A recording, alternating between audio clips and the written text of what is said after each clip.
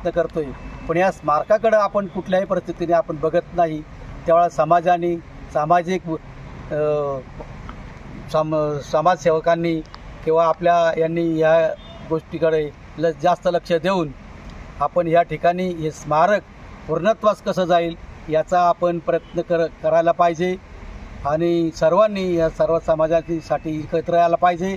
शासनाला एक दाखवून द्यायला पाहिजे की ज्या परमपूज्य डॉक्टर बाबासाहेब आंबेडकरांना भारतरत्न पुरस्कार देऊन सन्मानित करण्यात आलं आणि त्यांच्याच आईची जर या समाजाची जर अशी अवस्था असेल तर इतर ठिकाणी काय असेल. त्याच्यामुळे सामाजिक बांधिलकी जाणून आपण सर्वांनी एकत्र येऊन याचा ओप निश्चित करून याचं नेमकं खरं कारण शोधून आणि ह्या कामाला पुढे चालना देण्याची कृपा करावी असे मी समाज बांधवाकडून आणि आमच्या बामसेफ भारत मुक्ती मोर्चा आणि RMBKS गेली 9 ते 10 वर्ष झालं हे बांधकाम आहे ह्या परिस्थितीत बंद अवस्थेत आहे.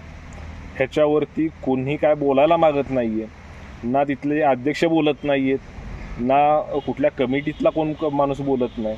ह्याच्याबद्दल तुमचं नक्की काय मत आहे? अध्यक्षाने येऊन आपल्या ज्या काय आहेत ते मांडायला पाहिजे. त्यांना काही मदत लागली तर समाज करू शकतो, आपले पत्रकार बांधव करू शकतात.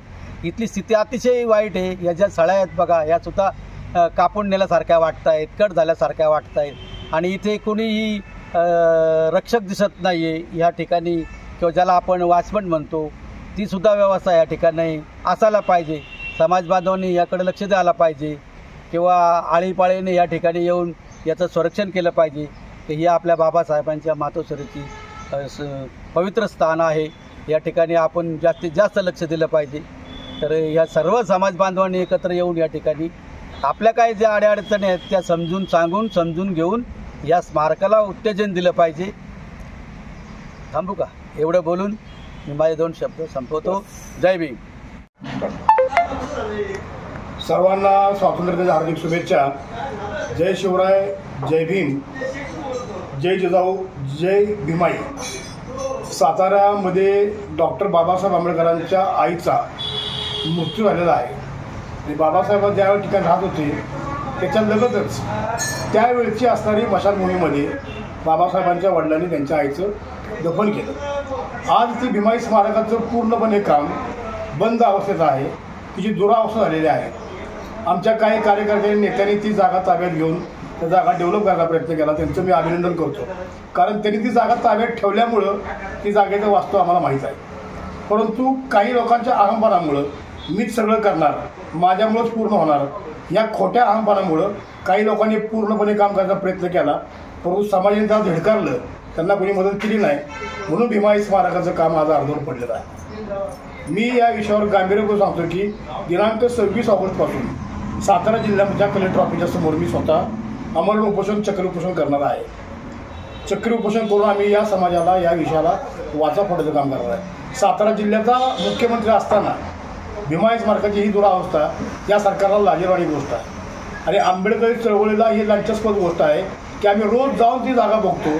त्या जागेमध्ये बेवारस जनावरं, बेवारस लोक राहतात, ते फार हागंदरी करून ठेवलेले आहे आणि बाबासाहेबांच्या आईच्या समाधीच्या अस्थी त्या ठिकाणच्या काढून बुद्धिस्ट सोसायटी ऑफ इंडियाच्या ताब्यात दिलेल्या असं आम्ही ऐकून आहे. प्रत्यक्षात माहिती नाही आहे. आमचे जे जुने कार्यकर्ते आहेत पाच पुळके, त्यांनी प्रामाणिकपणे काम करण्याचा प्रयत्न केला, परंतु आज ते का थंड पडल्यात?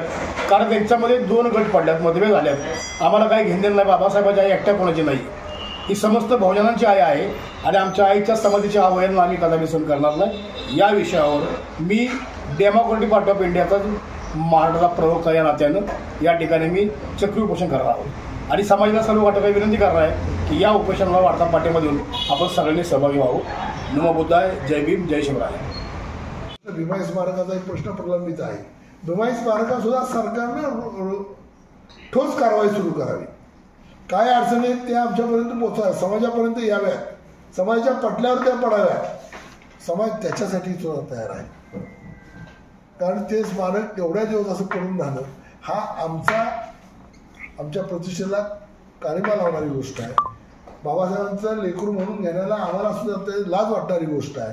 त्यामुळे यावरही आम्ही प्रक्रिया आता सुरू करणार आहोत आणि लवकर त्याचंही जनआंदोलन उभारणं समाजामध्ये आवाहन करून आम्ही ते उभं करण्याचा 100% प्रयत्न करणार आहोत.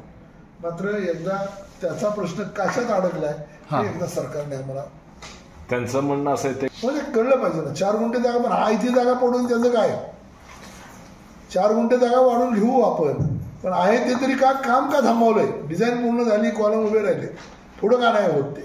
त्यांचं म्हणणं येते पुन्हा त्यांच्या दुसरा प्लॅन काढायचा, ह्या इथे पाडायचं. हे धंदे किती वर्ष करत राहायचं? आपण काय पीडब्ल्यूडी खात्यात कामाला आहे का? आज रस्ता गेला की पुन्हा उकरायचा की परत करायचा? स्मारकाची जागा आधी मोठी होती, का बारीक झाली हे जो सत्य शोध लावला पाहिजे. पण भीमाई स्मारक झालं पाहिजे. भीमाई भूमी ही महाराष्ट्राची नाही देशाची भूमी आहे.